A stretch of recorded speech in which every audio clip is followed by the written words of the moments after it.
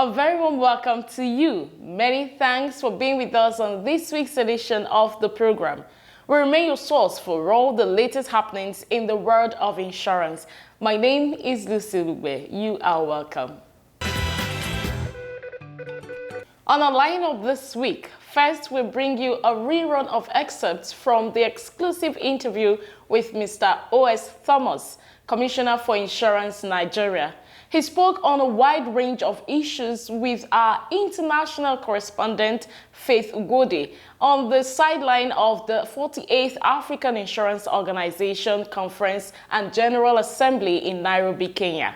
It is on record that the Commission under Mr. Thomas is making giant strides to develop the Nigerian insurance market.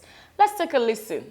Government is meant to formulate policies which are being implemented. To that extent, they are creating that market for the sector. Again, I would say that by reason of government, of course, we know that in Nigeria we have about 6 products that are made mandatory. Of course, the motor insurance is compulsory, though it's being implemented in various forms and in different ways. It's something that I think that we probably have to work together more. On this edition also, we will bring you highlights from the press briefing organized by the Nigerian Insurers Association, NIA, at the Insurers House, Victoria Island. This is the very first interaction with insurance journalists since Mr. Segun Omosheyin assumed office as the 25th chairman of the NIA.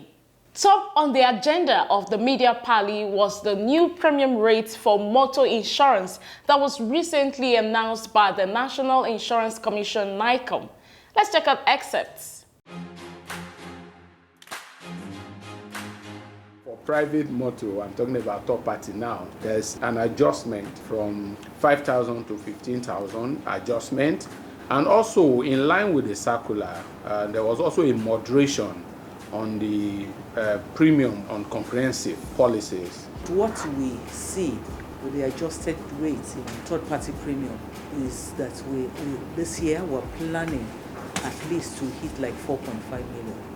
And the reason is this, with the awareness created around the adjusted premium, we believe a lot more will be brought into the net of the real thing. Plus, of course, all the other extras we bring you each week on the program. So sit back, relax, and enjoy the lineup. Details in just a moment. Please stay with us.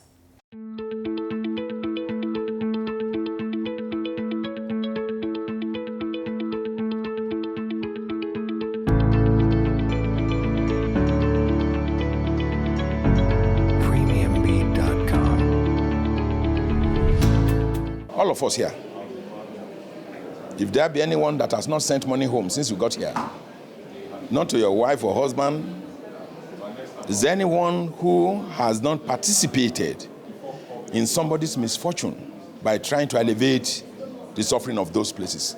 Now, denominate it. What are you doing? That's insurance. Now, when you put all this together and you add it to your penny, if you are in the UK, if your son is living in your house at a certain age, he will pay rent. Your son cannot say that his motto got spoiled and ask the father to bring money. It's not possible because he's expected to have insurance to cover the misfortune. But here you are here. Your own son has problem with his car and you are the one paying to get the car repaired. In the first instance, you bought the car. So if we now put all those together, our penetration will not be as shallow as what we have right now. And that is what is making us to put more effort in financial inclusion.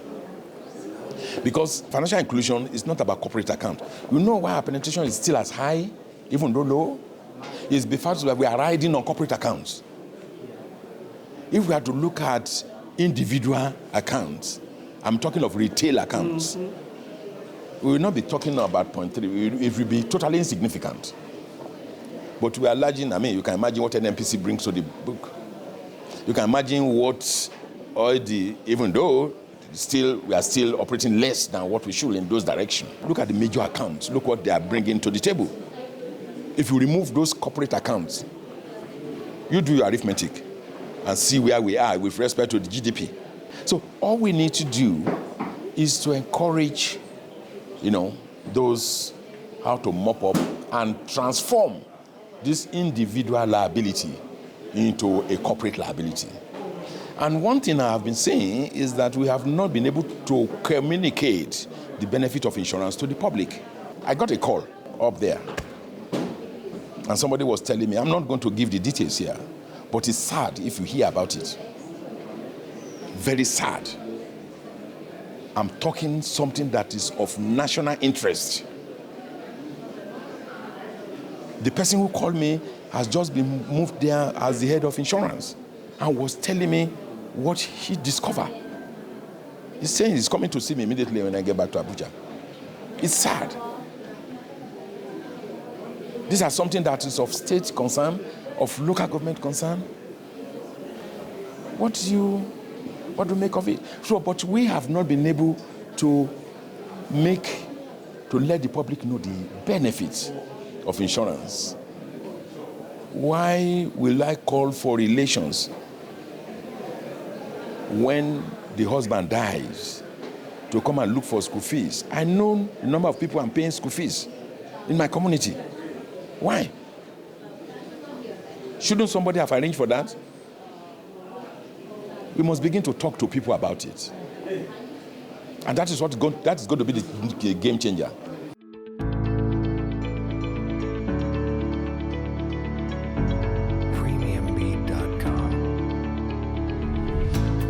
At this point, I must acknowledge the effort of African Re.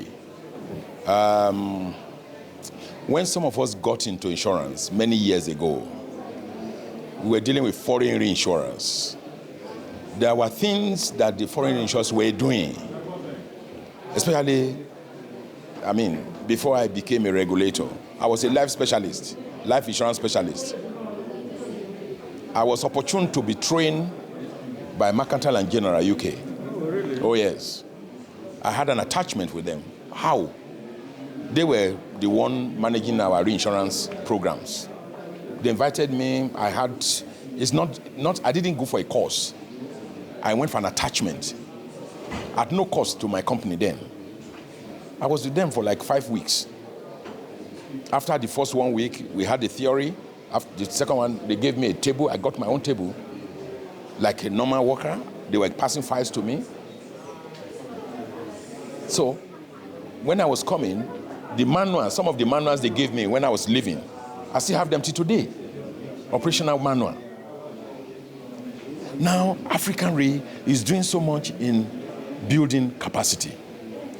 Beyond that, to go to your question, issue of data, you are aware that first phase of our portal has been commissioned. It's up and running. The second phase is funded by African Re. And they are doing that in so many markets. African Re is funding mortality table, I think, in Egypt.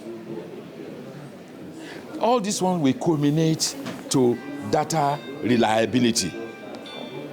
By the time we finish the second module, which deals with returns, at the press of a button, you will have the data. Today, from my system, I can check and tell you that the last 24 hours, the Nigerian insurance market produced X number of policies. 24 hours. The last 24 hours. But that to the extent to which they uploaded. Because we are still getting them to understand why they must make it as it is. And one thing we have done is that, because people do talk about penalty, my attitude to it is that I don't penalize without first warning. But when you refuse warning, you have no choice than to apply the law. But people are getting to understand why we get this information, why we need this information, and they are largely compliant. I'm sure you said going forward, in another 2-3 years down the line, I'm sure Nigerians will be able to tell you that this is the position of the market. And I believe that other jurisdictions too are, they are making efforts in that direction.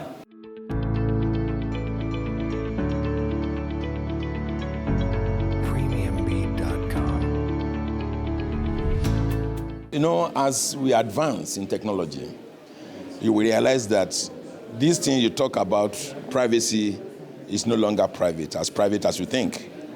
InsurTech is changing games. It's going to open it up and give options to people. We have just issued our guideline that we address the deployment of technology in the sector. And I will also let you know that beyond that, some of these developments, cybercrime, for example, you talk about data protection.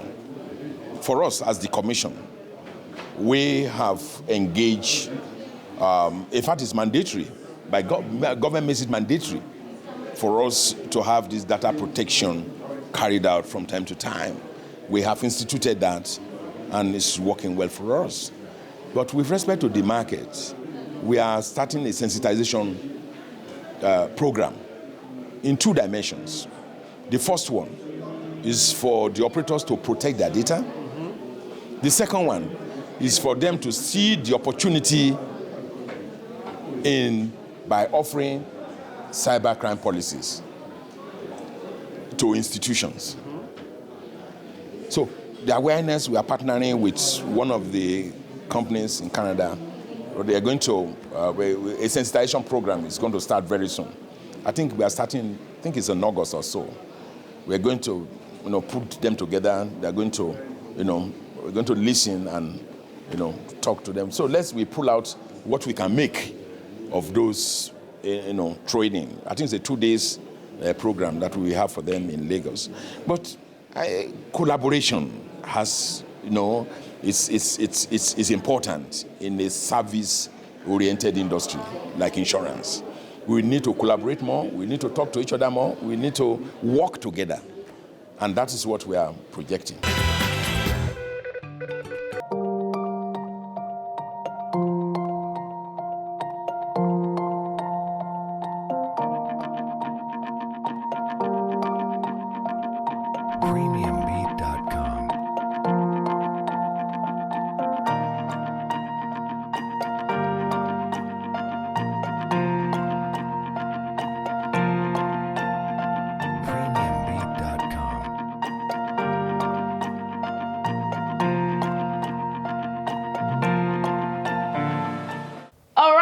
Welcome back. Moving on, we now bring you highlights from the media parley of the Nigerian Insurers Association, NIA, where the chairman, Mr. Omoseyin, and his team briefed insurance journalists about latest developments in the market, especially the newly reviewed premium rates for motor insurance by NICOM. According to Mr. Omoseyin, the NIA is working with critical stakeholders to ensure the successful implementation of the new premium rates. Happy viewing.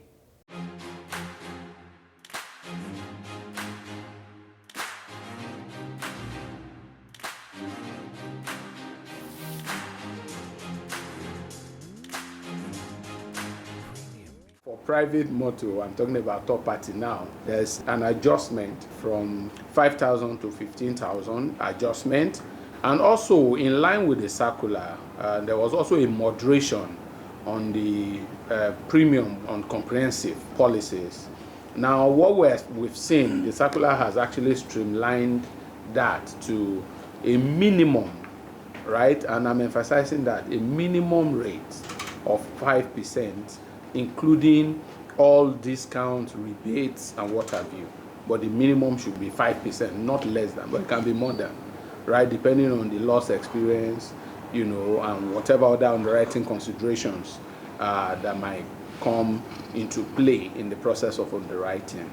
And I also need to make this very clear that the association is in full support of the revised or adjusted premium rates released by NICOM. 100% in support of the adjusted rate released by NICOM, and has indeed taking steps to ensure that members comply and join in the publicity initiatives that will follow subsequently. The association is embarking on stakeholder engagement as a first layer interface with the critical stakeholders to ensure their buy-in and support for this major initiative. We do not need to restate the issue with enforcement of old rates, but we are confident that with your support, with your full support and understanding of the Nigerian public, Nigerians will support the new rates, and which will not only lead to increase in premium income for underwriters, but also increase in claims payment to clients. So it is important at this point to reiterate that ECOWAS risk is also an integral part of this new adjusted premium. You are all aware that Nigeria is a major force within the West African sub-region. Indeed, I think we're about the biggest country or the largest in ECOWAS. So to the extent that Nigeria is also a signatory to that protocol, which mandates nations across the sub-region where they've subscribed to certain minimum liability limits. And this has been operational in all other countries. It's taken us a while to implement, but thank God, I say better late than never, right? Finally, we're able to, implement that which we have consented to, because the President of Nigeria assented to that protocol, not you and I. And as a nation, you need to honor whatever obligation you've signed up for. So what this has done is it has given us an opportunity where we then have an all-in-one premium that covers all. So you don't need to then go and buy ECOWAS brand card as a separate cover. So whenever you take your third party, it's already inclusive, of, ECOWAS cover, ECOWAS risk. So to that extent, you have your ECOWAS brand card, as we may call it before, right? So it's already incorporated. We have people ask series of questions that why should you compel people in Nigeria that will not require to travel outside of Nigeria to buy a third-party cover that is exclusive of ECOWAS risk? The reason is simple. You see, sub-regional institutions across the world are trying to liberalize trade, right? It's one of the first area of focus for most of these sub-regional institutions, right? Liberalize and make trade or movement across borders free to a large extent. So one of the advantages of this is once we've signed to that protocol, it means people can freely come into Nigeria, right? Because they've complied with those rules, so they can drive. Somebody from Ghana or Togo can drive into Nigeria. So if I'm a driver in Nigeria and I said, okay, I'm not likely to travel to Ghana, but unfortunately for me, I take my car from here, I'm driving to my posh estate in Lekki. Just before the toll gate, I run into a car in front of me. Unfortunately, I now realize that the plate number of that car is Ghana, GH, whatever. It's a Ghanaian vehicle, right? The liability I'm exposed to is actually 3 million. It's not 1 million. So why am I then going to be insisting that, because I'm not traveling now? It's not a valid argument, because people from those regions will actually come to Nigeria, and you have the risk is there that you might be involved in an accident with them. The process for reviewing the Insurance Act 2023 has begun, has been ongoing since, year 2020, when the proposal for the Consolidated Insurance Bill came on. Since then, we have been following through from one legislative arm to the other, and I'm happy to announce to you that at least as we stand today, I think it has gone through the two houses, right? And we are just waiting for a few legislative procedure to be done preparatory to presidential assent, so that we are hopeful the Ninth Assembly would actually achieve before they eventually take a bow. So we are hopeful that this will receive speedy attention and the industry can begin to benefit from some of the provisions, because some of our obnoxious or some of our old laws and whatever have been amended, so we can then begin to benefit and tap into the opportunities that will be provided by the new law. The third thing I will touch on was the tenure limit for CEOs and EDs. I'm sure you're all aware of this. There was a topical issue sometime late last year when it was released. Before the end of last year, we received that circular and prescribing the limits to CEOs and of both insurance and reinsurance company and their executive directors. As a council, as an association, the council is engaging and has engaged with the commission, and we've made some of our concerns, around the circular known, right? But that's the position around the circular. Then the hosting of WICA conference. I can announce to you that the Nigerian insurance market will host the next educational conference of WICA. It's sometime in May this year, 7th to 9th this year. As usual with conferences of this nature, we expect participants from across West African countries. You can then see where even the issue about ECOWAS risk I talked about comes in. But many of them might even decide to drive rather than fly. So we need your maximum support to host a successful conference of this magnitude. The Met Assembly is almost winding down. And I fear about your optimism that this act we are looking forward to can still be signed.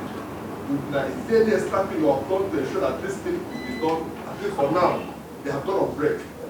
They will recover after election. And nothing will be for them to collect their severance package and work in. How is NIA trying to curb the issue of fake insurances now that the premium rate has increased from 5,000 to 15,000? When it was 5,000, there was issue. They still go for the cheaper rate. Now it is 15,000.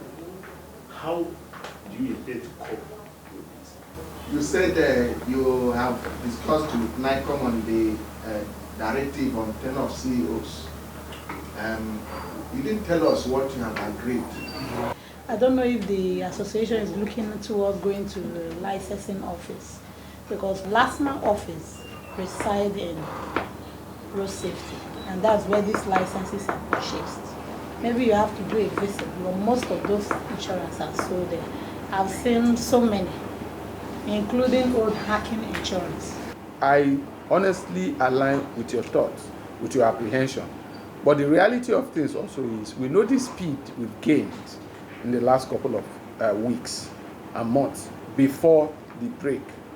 And we know that the stage we are, we've crossed all the major, the public things. Really, what is left now is not even for the assembly to deliberate again, because the two houses have passed the bill, right? So it's just the legislative procedure of passing it to the president for his accept, which can be done even when they are on break.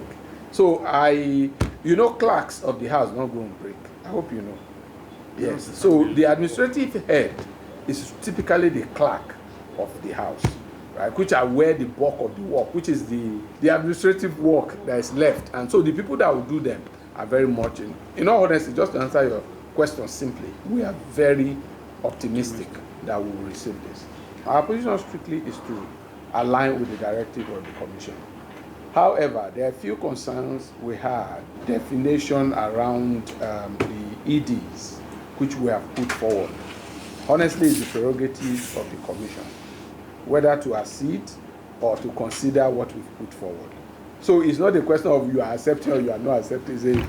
It's a directive, and mind you, this is not new, right? If many of you are familiar with the Corporate Governance Code, as released by the Financial Reporting Council, this has been an issue in the public gear, and the code actually mandated sectors to come up with stricter versions for implementation in the various sectors. So yes, but as an association, we know there are certain things we can appeal to our regulator around if we see the significant impact it might have, in an industry. What we see with the adjusted rates in third-party premium is that this year we're planning at least to hit like 4.5 million. And the reason is this, with the awareness created around the adjusted premium, we believe a lot more will be brought into the net of the real thing from the fake, because it's not that people have one form of paper or the other. They know. The only thing is that they may not be able to differentiate which one is real and which one is not real.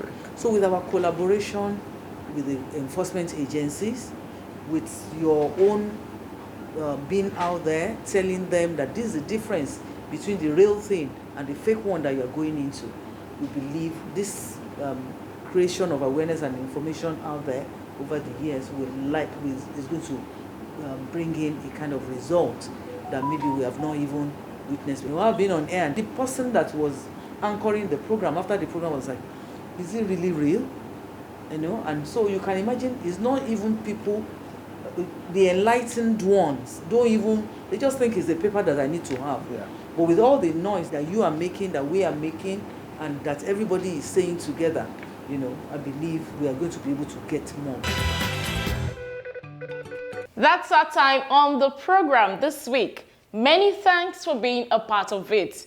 Join us again, same time, same station next week for a fresh package. In the meantime, feel free to connect with us on all our social media platforms. Do keep a date with us every Wednesday by 9:45 a.m. on Niger FM 102.7 for our Pidgin English program, Waiting Insurance They Do Safe, powered by NICOM. My name is Lucy Ulugbe. Your vote is your right, so go out there and vote the candidates of your choice peacefully. Until next week, enjoy clips from our Industry Awards night. Bye-bye.